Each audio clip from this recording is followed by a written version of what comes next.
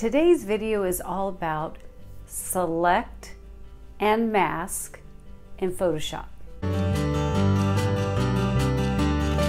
If you're new here, click the bell so you get notified every time I upload a video for you on Thursday, and subscribe to the channel. It's a great place for you to dive in and really hone in on your 1,000 words. So if you want to really hone in and tell your 1,000 words, then I suggest you stay and watch this video all the way to the end.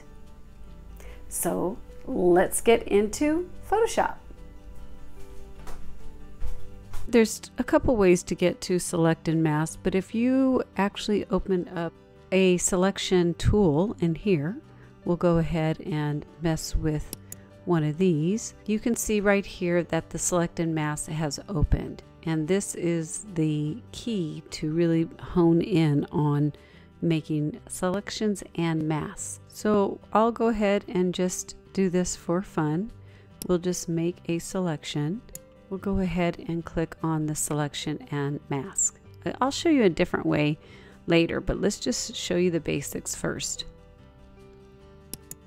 Now here you can't really see anything, but if you go over to the right and look at the view mode, this right in here gives you a variety of options to look to see.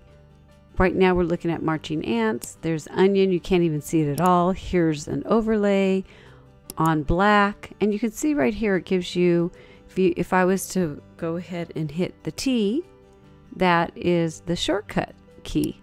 So after a while, you'll start learning the shortcut keys to even help you work quickly in this area. So you just pick the view that works best with you, or actually the image that you're working with. So I think for now, let's go ahead and work on the white for right now, so you could really see the details of the actual selection. And we'll talk about edge detection over here to the right later when I'm honing in on some of the bird and the branches that we can see in this image right in here.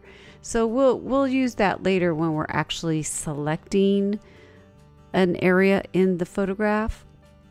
But let's talk about these global refinements over here to the right. We have a smooth radius, feather, contrast, and shifting edge. And so let me just explain a little bit. Smoothing is pretty self-explanatory. It makes the edges smooth in here. What's really nice too is you can have a nice feather, so you can soften it. And as you look here again, look at this area right in here. So as I'm dragging, you can see that it's totally feathered it out, which is really nice sometimes when you need that. And the contrast is another great tool if you really want to get things tight. It's going to make a tighter mask when you bump the contrast percentage up higher. When the shifting edge, I'll also show you as we are using the radius section, where you can shift your actual mask in, or you can pull it out. You'll see this a little bit better later in the video. One of the things that I really love is that you can, in your output settings right here, you can either make the selection, take it into a layer mask, make it into a new layer, make it into a new layer with a layer mask, and you can make it even into a document. So a new document with a layer mask. It has a lot of power in this area when it comes to making the selection.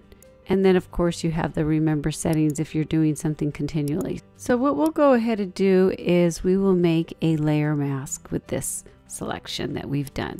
Push OK. And as you can see, there's a little dark. You could see basically right here is the mask.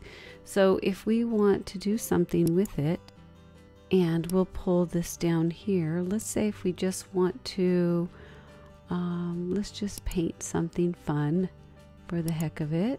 And you could see that it has made a mask, and there is the mask. So it's masking it out. You can see because it has the black. Let's do the real details. This is what I wanted to really share with you that I feel is really powerful. And we'll get back on here, and now we're going to really use these tools. So you can go to select and mask, and now we're in the area again. This is just the second way of getting into select and mask. So let's go ahead and use the red overlay. This is what many of us are used to. Basically, it's masking everything out right now. And so we're going to cut the sky out for right now. And I'm going to go ahead and use the quick mask tool over here to the left. You can see I've already pushed it once, and it pretty much does a great job on taking pixels. So as you can see, it did a pretty good job, but I'm not going to mess with all of this that it hasn't selected, because this is a little bit of a tough area. So the best way to get the masking for this is to go ahead and go to the output layer and just say you want to make this a layer mask on the layer that we were working on. So we'll go ahead and do that now and push OK. And you can see over here at the bottom right that it has gone ahead and made a mask for me. So we're going to clean up this mask. So what we're going to do is we're going to go ahead and go to adjustment layers, and we're going to add a layer with a solid color. And what we're going to do is we're going to change it to, it'll be easier for you to see if we'll just go for a white color. And then I'll just go ahead and push OK. We will go ahead and put this up on the top so you can see it. And right now you can see that it's actually masked out. So we really want to get the sky masked out. So it's real easy. I do this all the time. You do the controller command I for invert. And then boom, there, oops, I was on the wrong. Make sure that you're on the mask. Now we go ahead and do the control for PC, command for Mac, and I. And now you can see the white background. Okay, so now we're going to refine this mask because we want to get the details all taken care of. So what we're going to do is we are on the mask. If I double click, I have it popping up in my properties. If you do not see the select and mask, it's okay, because remember, you can go to select and mask here. Okay, so we've got it going here, and we can see that, let's get up really close. This is the opacity to show you what's going on. So we're going to go ahead and, okay, so let's get a little closer to this area right in here, especially where the bird is, right? And what we're going to do is we're going to use the refine brush over here to the left. In order to start using this, then start down here below, and then we're just going to refine the mask by pulling it up. Let's use a bigger brush because it's taking the information down here and realizing that you want to have these branches pulled up, and it's made for hair, but we can use it here in our image. And one of the things that I really loved was this bird had, remember it had that cool little feather that came out? I don't want to miss that feather. That feather was awesome. So let's bring that in. There is some blue hanging out here because of the blue sky. And if you click on the on layers right here, the layer that I just did, the white layer, one of the places that I noticed, see how this is really messed up. So this one right here is like, got to go in and really clean this up. Is down here where it says decontamination. Click on that and it'll remove. See how it's just removed all of the blue? Look at the before and after. So here's the before. This actually does have some of the blue background that we had because it's so close to the pixels. And if I push decontamination, look at the branches and the crane, watch. And now you really can see the branches. It's giving it a great, amazing mask. So here is the before, and the blue just lightens it a little bit. I can see I have more over here. And then I'll do this for decontamination, and boom, you can see there's a blue in here, and it gets rid of it. Gets rid of that other color, which is so cool. Okay, I'm using the space bar to just kind of look around to see what we have. The next tool I want to talk to you about is this selection brush. It's actually, all it does is, you can see it's on the plus right now. If you want to add to the selection, then you'll just add in areas that it may have missed. So this is adding to your selection. You can see that it's adding the blue. Now if you want to remove the selection, you just push the minus and then you can remove it. So you could see that it really uses a big chunk. So in order for me to go back and fix that, because I did so much work on there, I'm going to start back here and I'm just going to add that back in. Okay, so one of the things that I want to share with you is that when you have a really difficult area that you want to hone in on, over here to the right where it has the radius, if you move your radius out by a pixel or so and put it into Smart, then it will really pay attention to all of the points. If you need to get in detail, that works really well for me.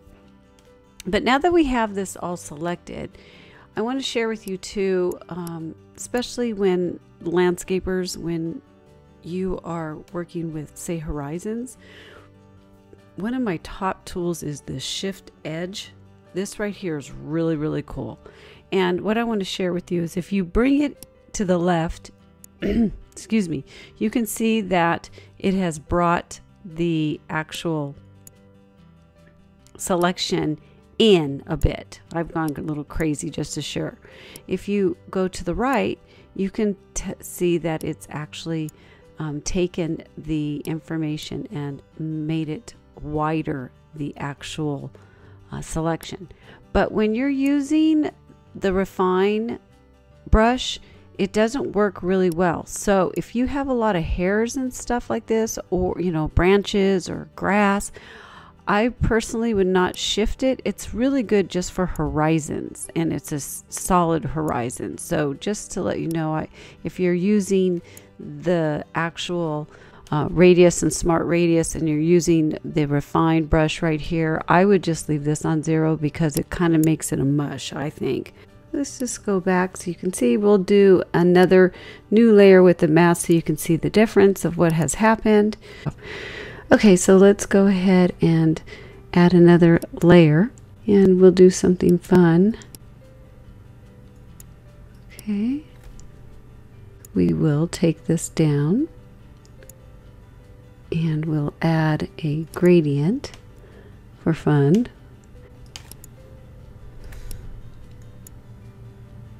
We can either go that way or go this way. Let's do the diamond, because one of the members was playing with the diamond. Wasn't that awesome? I'm telling you, it's such a great tool to really focus and take your time and learn everything about select and mask.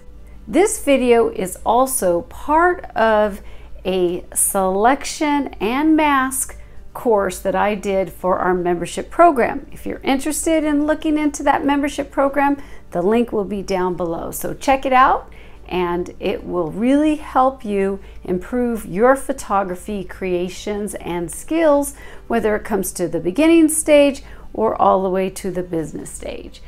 If you liked the video, give it a thumbs up, and if you have questions, don't feel bad. Everybody has questions. Just ask down below and I'll be there to answer them. Always, always remember that your 1,000 words does make a difference. Have a great day. Cheers.